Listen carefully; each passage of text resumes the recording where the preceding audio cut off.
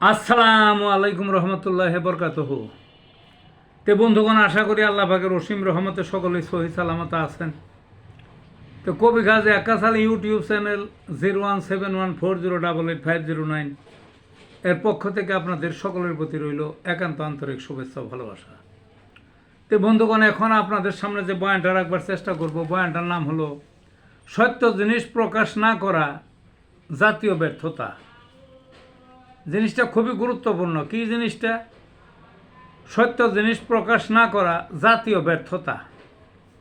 মানে কি জিনিসটা? মানুষে চায় প্রত্যেকটা জিনিসের সত্যতা জানতে চায়, সত্য জিনিস জানতে চায় সে সর্বদা। সে নিজেদের জাতির জন্য অনুকূল হোক বা বিপক্ষের হোক, নিজের জন্য অনুকূল হোক বা নিজের বিপক্ষের হোক, সেটা পছন্দের হোক অপছন্দের হোক, সেটা শুভ হোক অশুভ হোক, মানুষের চায় নিজের লাভের জন্য হোক ক্ষতির জন্য হোক, মানুষের সত্য জিনিসটা জানতে চায়। সবারই কাম্য সেটা, কিন্তু দুঃখের বিষয় আছে। সেই 1971 সালে দেশ স্বাধীন হলো, প্রথম যে তার স্বাধীনতা, বুঝলেন না? ওই শহীদের সংখ্যাই এ পর্যন্ত সঠিক সংখ্যান দেশে কেউ জানতে পারল না। এটা পাগলের কাণ্ড কারখানা, পাগলের খেলা আর কি। এখন বঙ্গবন্ধু লন্ডন গেলেন, কে জিজ্ঞেস করলেন, কে তাকে শিখিয়ে দিছিল যে 3 লক্ষ বুঝলেন, 3 লক্ষ মানে বলতে বলা এইটাই তো একটা অপরাধ। কারণ একজনকে শুনে বলবো এটা কি করা যায় না, স্বাধীন দেশ তখন, এটা একটা জরিপ করে বলা যায় না? কে জিজ্ঞাসা করছিল তো বলা তো যাইতো যে এটা সময় লাগবো, এটা জরিপ হোক আগে, নতুন দেশ। উনি ওই 3 লক্ষর জায়গায় মুখ ফসকে বলে ফেললেন 30 লক্ষ। হয়ে গেল ইতিহাস, ওইটাই বই পুস্তকে চলছে, সবাই জানলো। বুঝলেন না? তাইলে ওনাই ওই সময় ওনারই দুইটা মত। একটা হইলো ওনাকে বলতে বললো একজনে 3 লক্ষ, এটা ভুয়া তথ্য, কারণ ওটা তো আর কোনো পরিসংখ্যান না, ওটা কেউ গণেও নাই, কোনো কিছুই নাই, এমনি হাতের আন্দাজে। উনি তার মধ্যে বলে ফেলাইলেন, বলে ফেলাইলেন 30 লক্ষ। তাহলে গণ্ডগোলটা সৃষ্টি হলো। অনেক বছর পর মেজর ডালিম, ওই যে সাংবাদিক ইলিয়াসের যে একটা ইন্টারভিউ, ওইখানে তিনি বললেন যে 3 লাখ। কোথায় বা 30 লাখ আর কোথায় বা 3 লাখ। আর বঙ্গবন্ধুরকে শিখিয়ে দিছিল কোন সাংবাদিক যে 3 লাখ বইল, ওইটার সাথে ডালিমের একটু মিল আছে, কিন্তু কেউই তার কোনো জরিপ করা না। বুঝলেন না? তে বঙ্গবন্ধু যখন ক্ষমতা ছিলেন 3.5 বছর, তখন ওনার ঘনিষ্ঠ একজনকে, নামটা আমার মনে নাই, তিনি একটা দিলেন, নির্দেশ দিলেন যে অ্যাকচুয়াল কতজন শহীদ হয়েছে তার একটা পরিসংখ্যান করো। মাস 3 পর বঙ্গবন্ধু তারা ডাকাইলেন, বললেন যে কি খবর? কইল যে খবর ভালো না। কি? বললো যে বেশি তো পাই না শহীদের সংখ্যা। কত পাও? এই বললেন যে 24-25 হাজার পাওয়া যায়। বলে তাইলে ওরা বাদ রেখে যাও, 30 লক্ষ কইছে, 30 লক্ষই। তাহলে কোথায় বা আবার জরিপে পাওয়া গেল আপনার 24-25 হাজার। লক্ষ না কিন্তু, 24-25 হাজার। তাহলে একটা পাগলের খেলা না? তো যা হোক, ওই শর্মিলা নামক একজন ইংল্যান্ডের অধ্যাপক, বাঙালি, তিনি করলেন যে সঠিক একটা পরিসংখ্যানের দরকার। তিনি অনেক চেষ্টা করলেন, দেশে এসে অনেক বছর তিনি বিভিন্ন স্থানে যে অক্লান্ত পরিশ্রম করে একটা পরিসংখ্যান বের করলেন। তাতে দেখা গেল তার ওই 75-76 হাজার মাত্র। বুঝলেন না? 75-76 হাজার। তারপরও তার অর্ধেক হইল বাঙালি, অর্ধেক হইল এই বিহারি। আবার বঙ্গবন্ধু যারা দায়িত্ব দিয়েছিলেন, ওই যে ইয়া ইয়া 24-25 হাজার হইল, তার পরিসংখ্যানও ছিল অর্ধেক বাঙালি অর্ধেক বিহারি। তো শহীদ কত, এটার তো কোনো হিসাবই নাই।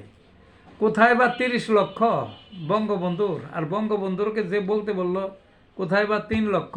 মেজর ডালিম কোথায় বা 3 লক্ষ, কোথায় বা আপনার 24-25 হাজার, তার অর্ধেকটি আবার বিহারি। কোথায় বা শর্মিলারই হইল আপনার ওই 75-76 হাজার, তাও অর্ধেক আবার বাঙালি অর্ধেক বিহারে। এই যে একটা পাগলামি, এই যে একটা ডিগবাজি, বুঝলেন না? আর লাঠি খেলার মতো, লাঠি একবার উপরে যায় নিচে নামে, চরক গাছের মতো, বুঝলেন না? একবার চরক গাছ উপরে যায় নিচে নামে, উপরে যায় নিচে নামে। তো এটা ছেলে খেলা কেন? আমার প্রশ্ন হলো আমজনতা হিসাবে, আমি আমাদের এই দেশের প্রজন্ম, আগামী প্রজন্ম সঠিক জিনিস তো জানতে চায়, এগুলা নিয়ে চরক গাছ কেন? কি মুশকিলটা আছে সত্য কথা প্রকাশ করতে? শহীদের সংখ্যা অনেক বেশি দেখাইলে যে আমাদের খুব উপকার হলো তাও তো না, কম হইলেও উপকার হইলো, ক্ষতি হইলো তাও না। উপকার আছে, অনেক বেশি দেখাইলে ভারতের কিছু উপকার আছে। ভারত পাকিস্তানের উপরে দোষ চাপিয়ে পারে যে তারা এত বেশি মারল, আমাদেরও তো কেউ দোষ চাপানি ও চাপানি কোনো কথা না। আমাদের কথা হলো ইতিহাস থাকতে হবে সর্বদা সঠিক। সব দেশেই তো এই স্বাধীন হয়েছে একটা রক্ত জড়ানোর মাধ্যমে, সবই তো, কোথায় রক্ত না জড়াইছে? তাহলে তো তাদের তো একটা সঠিক পরিসংখ্যান আছে। কিন্তু এই জাতির এই অবস্থা কেমন? আকাশ আর পাতাল পার্থক্য। কোনো পাগলও, বদ্ধ পাগলও বিশ্বাস করবো না এই তথ্য, বুঝলেন না? এক একজন এক এক তথ্য, কোথায় 30 লাখ, কোথায় 3 লাখ, কোথায় 24-25 হাজার, কোথায় 75-76 হাজার। পাগলামিটা বাদ হোক, পাগলামি সাগলামি বাদ দিয়ে, যেহেতু 53 বছরে কোনো সরকারে এর পরিসংখ্যান বের করে নাই, তা আমি অনুরোধ রাখবো বর্তমানে যে অন্তর্বর্তীকালীন সরকার আছেন, এই সরকারকে আমার অনুরোধ, আমার এই ছোট্ট ইউটিউবের মাধ্যমে, যে আপনারা সংস্কারের জন্য অনেকগুলো কমিশন করছেন, খুব ভালো পারফরমেন্স, এটার জন্য একটা কমিশন করে দেন, এবং কিভাবে এটার রেজাল্ট বাইর করবেন তাও আমি বলে দিতেছি। ওই সময়ের প্রচুর মানুষ বাঁচা আছে, প্রত্যেকটা গ্রাম আছে, প্রত্যেকটা ইউনিয়ন আছে, সর্বস্তরে আছে, কাজে তারা বলতে পারবে তারা চোখে দেখছে কয়জন শহীদ হয়েছে, বুঝলেন না? কাজেই ওই গ্রাম ভিত্তিক একটা তথ্য নেওয়া হোক, ওইটাই কম্পাইল করা হোক, আপনার ওই ওয়ার্ড ভিত্তিক, তারপরে ইউনিয়ন ভিত্তিক, উপজেলা ভিত্তিক, জেলা ভিত্তিক, তারপরে আপনার ওই বিভাগ ভিত্তিক, তারপরে জাতীয়ভাবে। কয়দিন লাগবো? 1 মাসের 1 দিনও বেশি লাগবে না, 1 মাসের 1 দিনও বেশি লাগবে না, এবং সঠিক তথ্য আসবে। অনুরোধ আপনাদের আমজনতার থেকে, পক্ষ থেকে অনুরোধ, আমজনতা সঠিক তথ্য জানতে চায়, ইতিহাস সর্বদা সঠিক। ইতিহাস নিয়ে কেউ ওই করবেন না, ওই পোলাপানের মতো ওই কাদা ছোড়াছড়ি করবেন না। ইতিহাসে সঠিক তথ্য বাইর করেন, যে বাইর করবেন, যে লিখবেন, যে প্রকাশ করবেন, মানুষে তাকে ভালো বলবে, এবং আগামীতে সেই সঠিক সংখ্যাটাই জানতে পারবে শহীদ হয়েছিল কতজন।